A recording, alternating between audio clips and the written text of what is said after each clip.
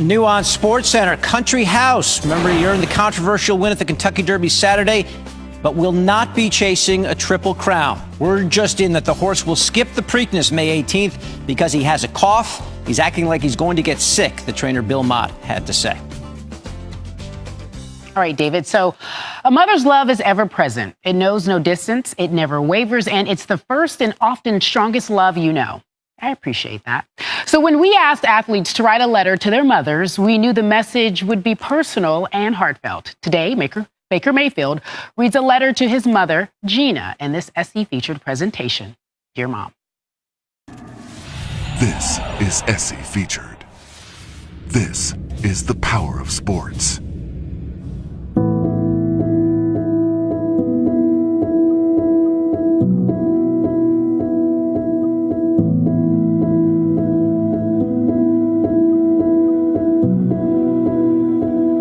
Dear Mom, words cannot describe how thankful I am to be able to call you my mother. Being the younger brother and seeing how you raised Matt so well, and then also using different approaches on me. There's no handbook on parenting, but if there was, you would be the author. The way you've showed unconditional love through every up and down, and a few self-inflicted mistakes along the way. You have never stopped believing in me, pushing me to do more, and then always having a big picture mindset to push through adversity. Speaking of adversity, one of my favorite memories is when we made the journey up to Norman in January of 2014, when absolutely everything was not going our way, between the car wreck, the rental car, and the awful weather. Looking back on it, you never flinched. You were going to make sure your son was going to get to where he wanted to go to school. That's the type of love that I'm so thankful for. That's the type of love that makes you so unique and special, always putting others before yourself.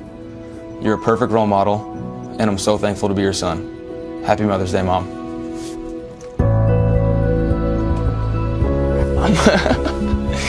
Mom. What are you doing here? Oh, that was so sweet. I love you. Love you. Could you hear it? Through the doors? Yes, I heard everything. Oh, what? Yeah. Oh, you guys are... It's nice that she can actually hear it, not just on paper, but hear it come out of my mouth. And, you know, it's kind of hard to really put myself out there, but I know she knows where I'm coming from with these stories. It's just very special to hear him say some of the things that, especially the story of going to Norman, because that was one of... It's not fun. That was not fun at all. It's one of those things looking back on. Yeah, you do. If it was easy, then it wouldn't have been. Yeah, it was very, very... Wouldn't have been the way to go. There's a lot more than I can say on this letter, but I love you, and I'm thankful for you. I love you too. Very thankful for you. Okay, we got to rebound from that, Dan Orlovsky, and talk a little football. And I don't want you to break down Baker Mayfield's letter writing, which is pretty good, I thought. Yeah, well done. Let's break down his football game. Interesting, good rookie year, and now he's got all these new skill guys with him. What do you think for Baker Mayfield in year two? Well, my expectation is that he will firmly plant himself in not only like the great young quarterback in the NFL situation, but one of just our great quarterbacks, Really? no matter what the age. Okay. Yeah, because first of all, fair expectations aren't part of the NFL.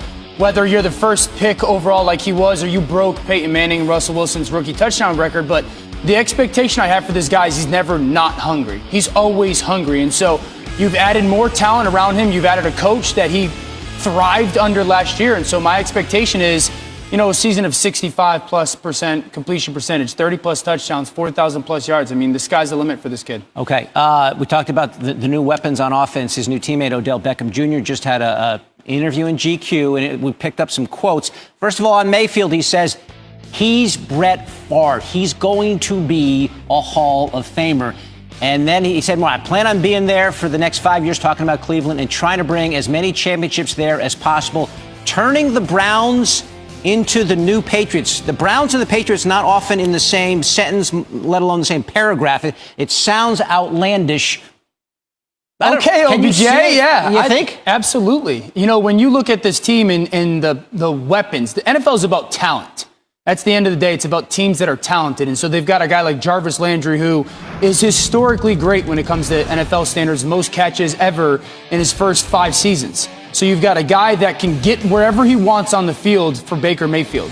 Then you've added, obviously, one of the, again, historically great receivers in the first 5 years of the NFL in OBJ, and a young, talented back in Nick Chubb. They're deep, and then they've got a defense that's going to match it. Myles Garrett, they've got Denzel Ward, they've added some pieces. So talent-wise on this team, they've got it. And then you've got a head coach in Freddie Kitchens that everyone's like, oh, we'll see. Freddie Kitchens comes off to me as a guy that is the perfect fit for this organization. Why is that? Well, the humility that he talks about, the honesty that he throws out there. You know, when we're successful, we always have that friend that keeps us grounded, right? That keeps us like, hey, don't forget where you came from, or you haven't done anything yet. And that's Freddie Kitchens to the Browns. Couple that with John Dorsey, their general manager, who drafts incredibly well. Baker Mayfield's cheap. You know, in the next 5 years, they are in your handful of teams, your half dozen teams that you go, I see this team certainly being in the conversation and winning a championship. We sort of have to adjust now our thinking about the Cleveland Browns, who have been somewhat of a laughingstock for the last couple decades. Right now, at Westgate, Sportsbook agrees with you. They have them as the best odds to win the division and, who knows, maybe contend for a Super Bowl. Dan Orlovsky here, talking Cleveland Browns with us on this Tuesday in May.